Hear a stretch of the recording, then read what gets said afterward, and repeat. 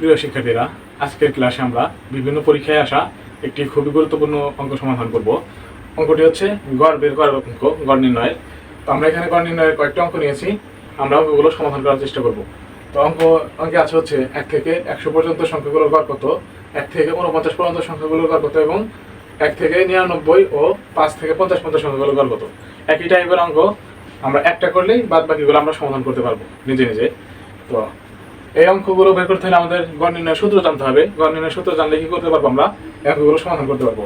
আমরা দেখতে পাচ্ছি যে একটি সমান্তর ধারা, তো সমান্তর ধারার গড় নির্ণয়ের সূত্র আছে। সেই গড় নির্ণয়ের সূত্র হচ্ছে এই শেষ পদ, মানে শেষ যে পদটা থাকবে সেই পদ যোগ প্রথম পদ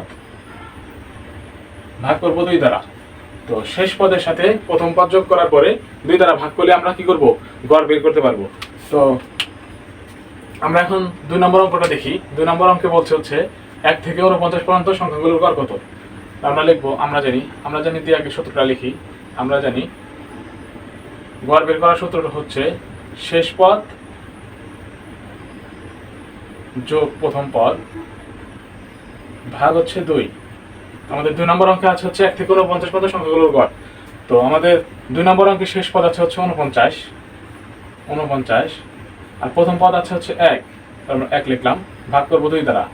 49 এর সাথে 1 যোগ করলে পাবো হচ্ছে 50, 2 দ্বারা ভাগ করলে পাবো হচ্ছে 25। এটা আমাদের কি উত্তর। আমরা যদি 3 নম্বরটা দেখি তাহলে আমাদের কি শেষ পদটা কি 99, প্রথম পদ কি 1, এটাকে যদি আমরা 2 দ্বারা ভাগ করি পাবো হচ্ছে 100 ভাগ 2 সমান 25, 50। এটাই হচ্ছে আমাদের গড় বের করার নিয়ম।